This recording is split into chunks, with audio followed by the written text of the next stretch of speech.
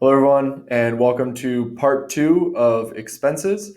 And what we're going to go over here is I'm just going to simply show you how I add everything in and how it adds up and how that number is the number that I'm going to use for my calculations down the road. Okay, so super simple. I already have this sheet nicely put together, and I have all the different expenses that I just went over with you listed out right here. And what I'm going to do is I'm going to add in the annual costs of these. Okay, I want to know what it costs throughout the entire year because I find that to be the most helpful number because there's so much seasonality. So if I know how it does throughout the entire year, it'll allow me to know if I'm going to be profitable throughout the entire year. So one thing I already know is that my cleaning is going to cost me $120. I also know that I'm going to have about 8 turnovers every single month, which means I'm going to need the home cleaned 8 times a month, right? And I know that there's 12 months throughout the entire year. Now I could use a calculator and go 120 times 8 and then take that new number and times that by 12. But instead, what I'm going to do is I'm just going to add the formula right into the Excel sheet, and I'm going to go 120 times 8 times 12, enter, and that will give me the total number that I'm expecting to spend, which will be 11,520. That's what I will most likely pay throughout the entire year towards a cleaning company to have the home cleaned as an Airbnb over and over again. Okay, and that's roughly exactly what I do end up paying every single year. Now, laundry service. I'm not going to have a laundry service for this home that I'm calculating, so I'm going to say $0. But I am going to be paying gas, and I know that the gas is going to average about $150 every single month. Okay, and there's going to be 12 months throughout the entire year. So once again, I'm going to go equals 150. I put the asterisk, which is the times for symbol used in Excel, and I'm going to times that by 12. Right, so 12 months, so 150 times 12. I'm going to get about 1,800. Now my electricity is actually going to be roughly around the exact same. The thing is about this, guys, just so you understand, is that the way that it works with the homes here in Chicago is that the gas bill is fairly low, like really, really low throughout the summer, and it's higher during the winter. On average, it's coming together to be about 150, and the electricity is roughly the exact same. Okay, so that's why I like to. That's why I'm adding it in that way. And that's what you're seeing there. Now, the water bill, I'm not going to be paying the water because the landlord's actually going to be covering the water. This is pretty typical because water is very difficult to split up by unit when you're in a larger building. And so the landlord typically ends up paying for the water, right? So we're going to put 0 in there. Now, my internet is going to cost me $75 a month. And the reason being is because I got slightly better internet, and I'm going to times 75 by 12. And now I have my annual number of what I'm going to be paying for internet. Now, cable, I'm not going to have any cable because I'm not going to use it. I'm going to use a streaming service instead, right? And so now I have 0 as my calculation there. My streaming service, I know this one is going to cost me $12.99 because I'm using Netflix, and Netflix costs $12.99 for the package that allows you to have multiple different users. And since I have multiple homes, that's what's going to end up costing me, right? So I'm going to times that number again by 12, and we have our new number, which is 155.88. Now, I'm not going to have any pool maintenance here. I'm not going to have any lawn maintenance here either. Like I said, it is useful to know this information, but for my scenario, I don't need to know this, and I will explain why that's useful in the sales section of this course, right? The damage and repairs, like I mentioned, I like to do $200 per unit per month. And even if I don't spend $200 this month, I may end up spending $400 next month, right? So I go 200 times that by 12, and we end up with 2,400 as a damage and repair. That's a good buffer for me for what I do. Know your own numbers. Don't just take this because mine is based off of the my old homes that are located in a nice area where things are expensive and the furniture is expensive, and to get people out is expensive, and like different things like that. If you have a brand new home, right, with everything that works perfect, like some of my homes are literally over 100 years old, so if you have a home that's brand new, the odds are that there's not going to be as many repairs that are needed, right?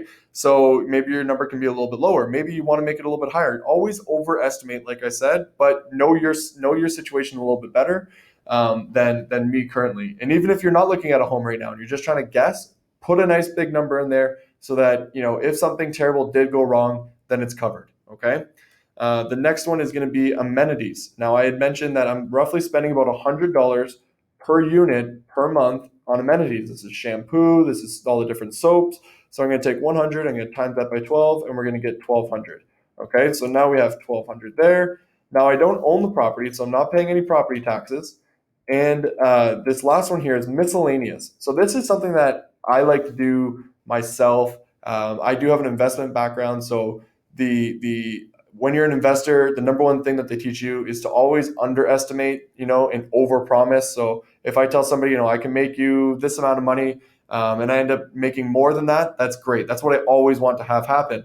Well, when it comes to expenses, you always want to say, I'm going to spend this amount, but then you actually end up spending less than that. And that's the best case scenario. But if something terrible goes wrong and you do end up spending this amount, you've already accounted for it, and so the money's there. And so another thing I like to do is say there may be miscellaneous things that I just did not think about, that I missed, that just ended up showing up and I had to pay for them. And so one thing that I like to do here, which is very similar to the damage and repairs, but this is sort of like something that you would never think about, right? So I like to add another 200 per month to this. So it's my own little safety account, and that gives me another 2,400 that I'm going to end up spending. Okay.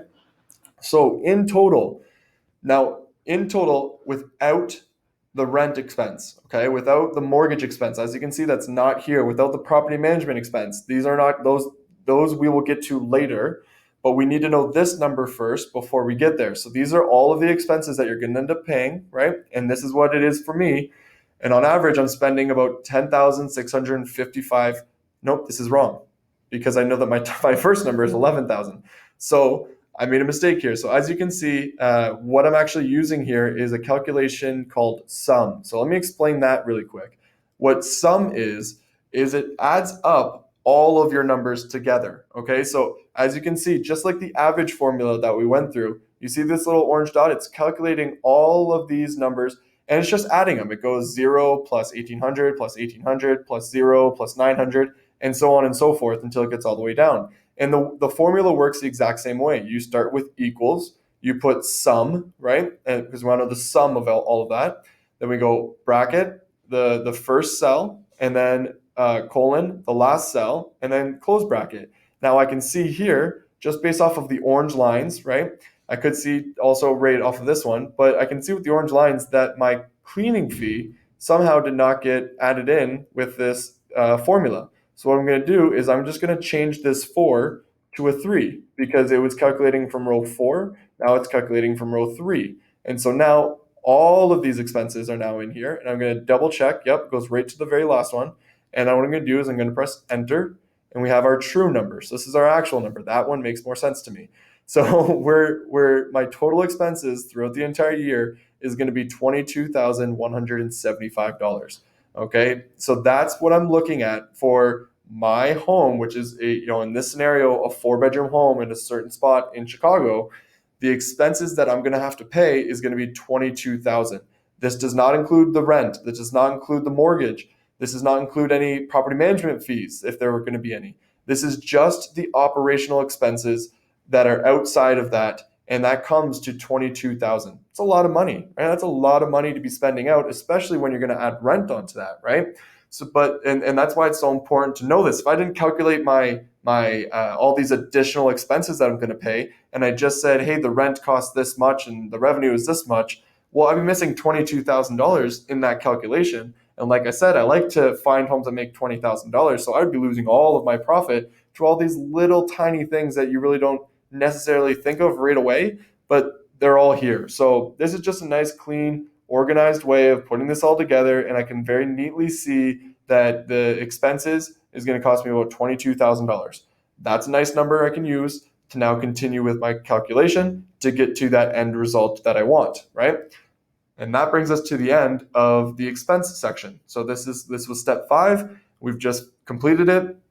We made all the phone calls. We now have all the information in here, and we know how much it's going to cost us in expenses. So now at this point, you have the averages of all the different areas and all the different unit sizes, and you have the expenses that it's going to cost you other than rent/mortgage or property management fees. Okay, so this is where we are. And what we're going to do is we're going to get into the fun stuff, within the next couple of videos. So I hope this is helpful, and I'll see you in the next video.